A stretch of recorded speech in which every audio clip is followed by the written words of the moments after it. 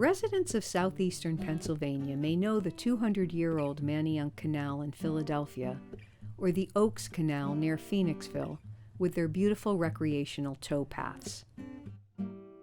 The Oaks Canal even has a restored and operating lock, and the Manayunk Canal has intact lock chambers at both ends. But they are just short segments on the pioneering 108-mile system known as the Schuylkill Navigation.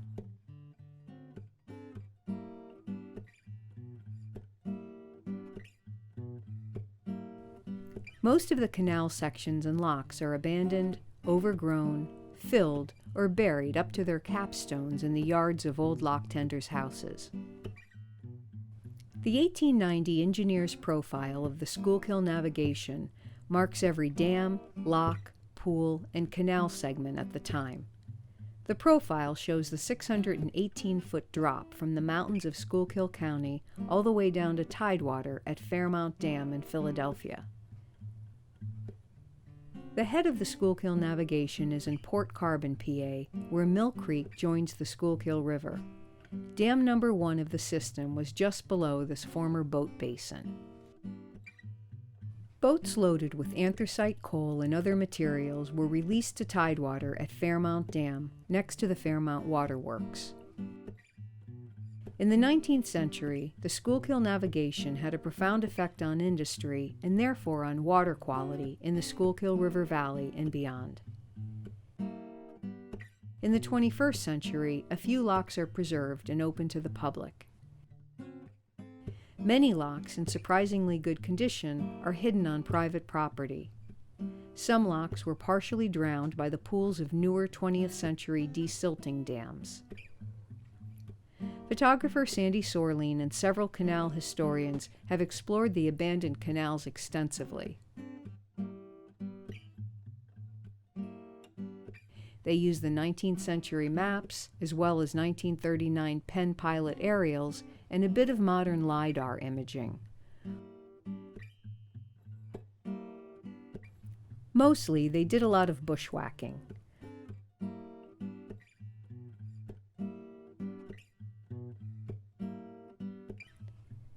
The taming of the river for navigation, the access to anthracite coal in the mountains, and the provision of water power created boomtowns from Pottsville to Reading to Manayunk. But industry also brought terrible pollution to an important drinking water source and fishery. Finally, in the 1940s and 50s, the Commonwealth of Pennsylvania, in partnership with the federal government, launched the Schuylkill River Desilting Project. They dredged the river of its coal silt by dismantling dams and desilting the pools, but they also buried much of the historic infrastructure. Today, more than 50 species of fish have returned to the river, and the Schuylkill is a significantly cleaner source of drinking water for Philadelphia and 3 other cities. The navigation is haunting in its obsolescence, exciting where it has been restored, and instructive in its lessons about the impacts of industry on the environment. Our film, using interviews, a walking tour, maps, and photographs, recovers some of this story.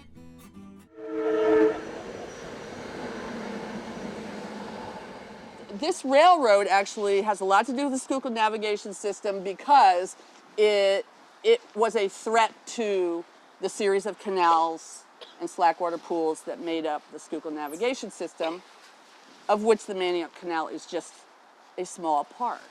This is part of the slackwater pool created by the Flat Rock Dam that we're going to see in a little while.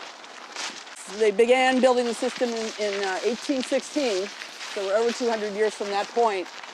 And this portion was finished and opened to boat traffic in 1819, so we're coming up on that bicentennial. What animals did they use for the towpath? Mules. Mules? Yep. Mules were better at it than horses. There were so many people living out here at that point. As a result of this canal, by the way, that's what kind of drove the development out here. Anybody know the name of this dam? Right, Flat Rock Dam. And why is it named Flat Rock? Manayunk used to be called Flat Rock. That was the name of the community. We are at the head of the Manayunk Canal. The dam is here. It's backing up and creating an impoundment of water that goes 3.5 miles. It's great for recreation. People row on it. There are rowing clubs up in Conshohocken now that are fairly recent. But so it's not just Boathouse Row on the pool, the Fairmount pool, but we have on the Flat Rock pool, we have rowing clubs also.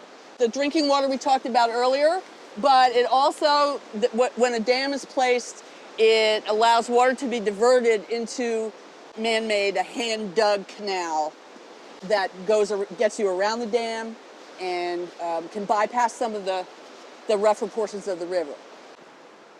Schuylkill River was so polluted in the 1940s, early 1950s, running black with coal, what they called culm, C-U-L-M, it's the silt of the coal, was backing up behind all the dams, and there were 32 dams in the Schuylkill navigation system. And the river could not clean itself of whatever was being dumped into it. It was before the Clean Water Act. It was really like a black sludge, people say, that recall, and that it smelled, you could smell it all over the city. It might be an osprey. It's an osprey. Yeah. Now we see the cormorants fishing, we see ducks, we see herons fishing, we see ospreys flying over, bald eagle. The fish have come back. We have more than 50 species in the lower Schuylkill now. See that concrete structure? Anybody know what's over there? Hatchery? Close. Fish ladder, I hear fish ladder, and that's right. Out of those 32 dams that were part of the Schuylkill navigation system, there are only 4 left.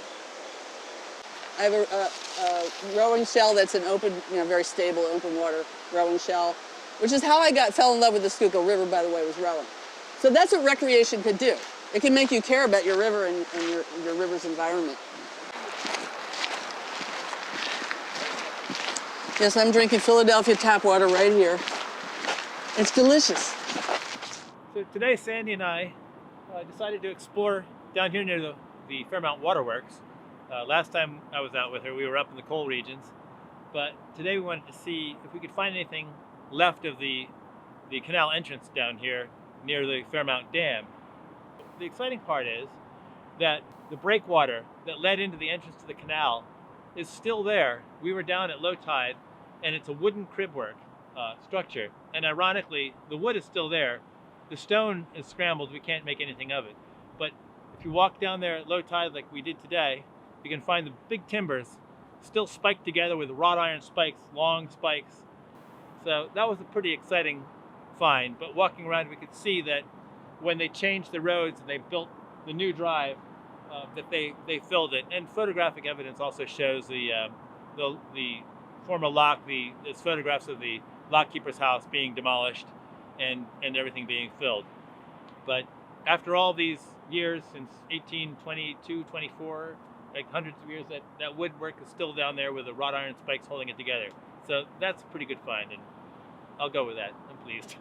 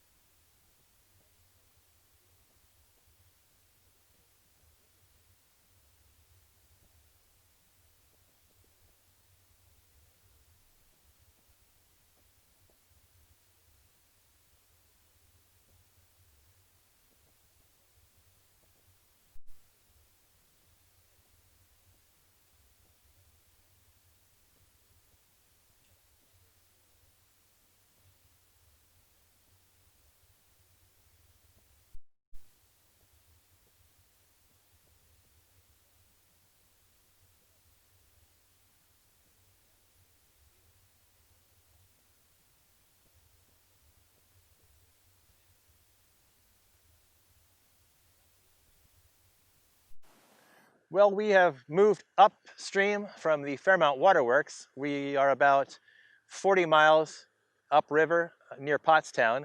Behind me, we can see one of the Schuylkill Navigation Company's aqueducts. This is actually a smaller one, Price's Culvert, which was, this one is fairly young by canal history terms. It was built in 1872 after the earlier structure collapsed and was rebuilt from the ground up.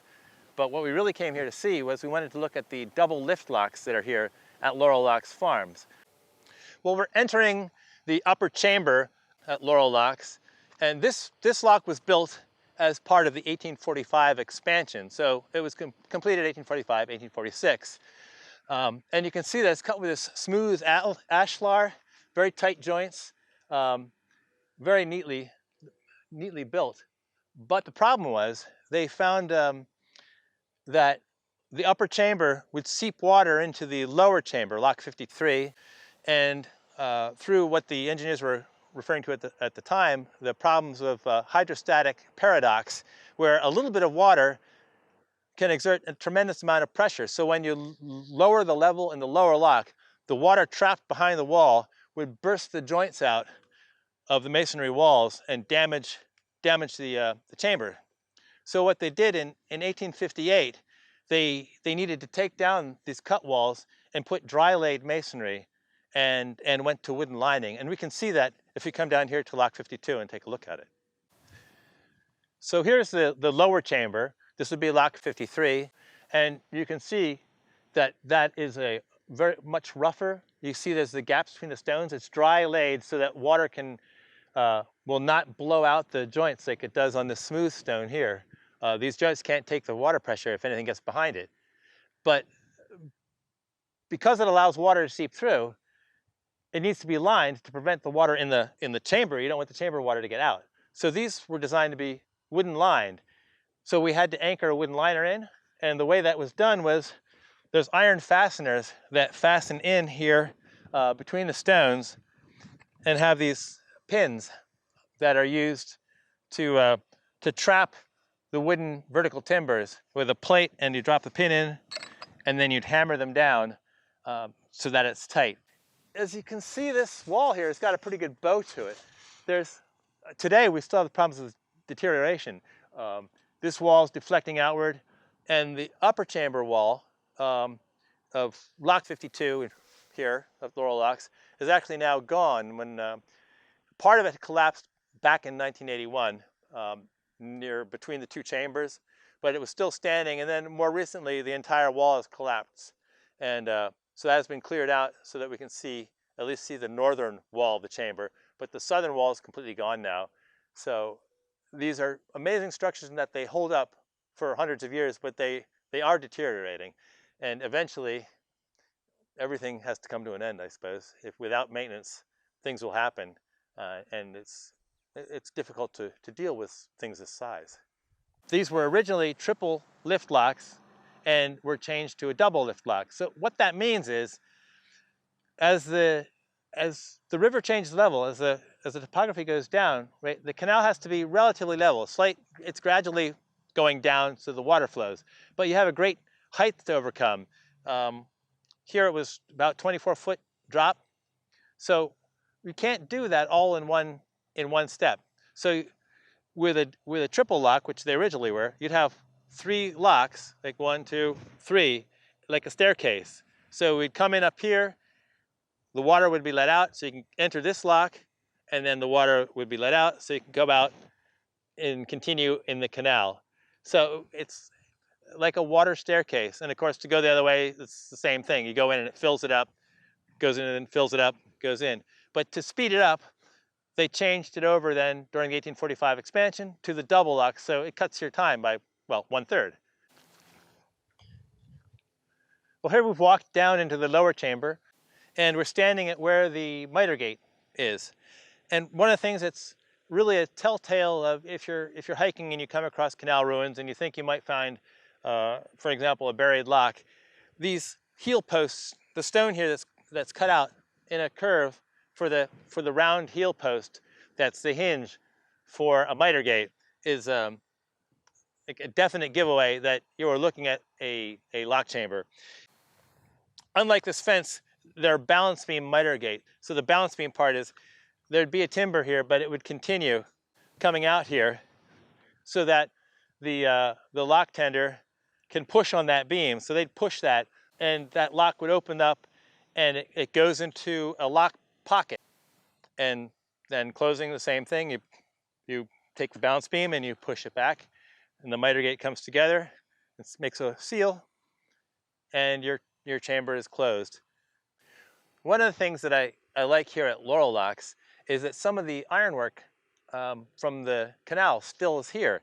If we look here, we still have the equipment, part of the equipment to use to operate a horizontal wicket, which are the gates for a drop gate, so that to control the water flow, to allow water to fill the chamber, to lock from one level to the next.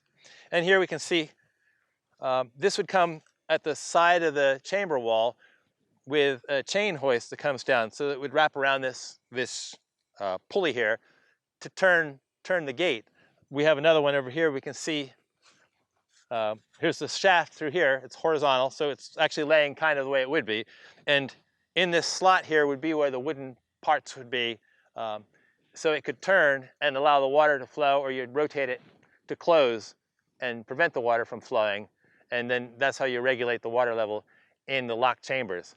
So it's neat that this stuff is still here. Usually the ironwork is gone, for scrap metal, and it's long, long gone. That's right, a sticky wicket really messes things up.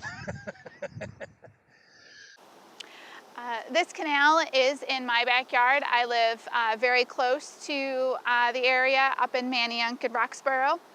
And this portion of the canal is a very well documented resource. It is listed on the State and National Register of Historic Places, and it's associated with Main Street. However, we don't get a lot of foot traffic down here because it's sort of on the periphery of the downtown Manayunk Main Street area.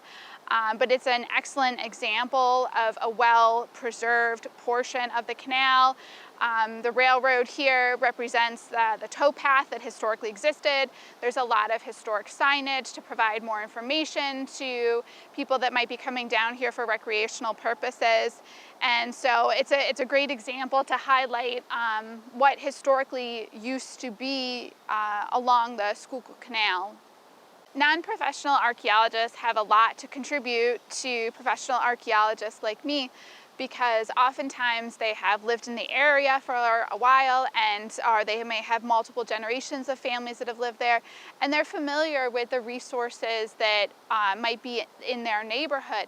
And so I may come to a portion of a canal where there's nothing visible on the ground surface, but then I can go talk to some of the neighbors living close by, and they can say, oh, well, this area was demolished in the 1960s, but this area over here was just filled in so that somebody could have a driveway. So as a professional archaeologist, that helps me narrow down the areas that I might want to survey based on that information. We also have the ability to use geophysical methods, where we can use something like ground penetrating radar and be able to sort of verify some of the information that you might hear from local individuals to say, okay, it does appear that there is this geophysical anomaly. This might be an area where we can go and excavate. One of the benefits of adding your property, your historic property like a canal, to the state or national register of historic places is that you can apply for grants to help preserve it. And in some cases, there may even be grants available to work on a nomination to get your property listed on the state or national register. One of the other benefits of getting your property listed is that future developmental projects in the area that may require federal permits or receive federal funds has to take into consideration their effects on historic properties. And so if you're very vested in preserving your historic property.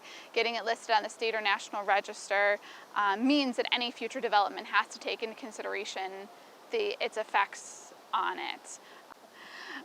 One of the differences between a historic site or a historic resource and an archaeological site is that an archaeological site has a below ground component that is not above ground.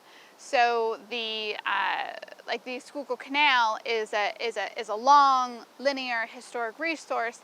However, there are also smaller portions of the canal that are archaeological sites that maybe locks that are buried, maybe just the foundation of a lock tender's house, or it could be an area in which people dropped off items, and as people were embarking and disembarking from the canal, they've left scattered remains, and excavation of those scattered remains could tell you more about the people that were using that space.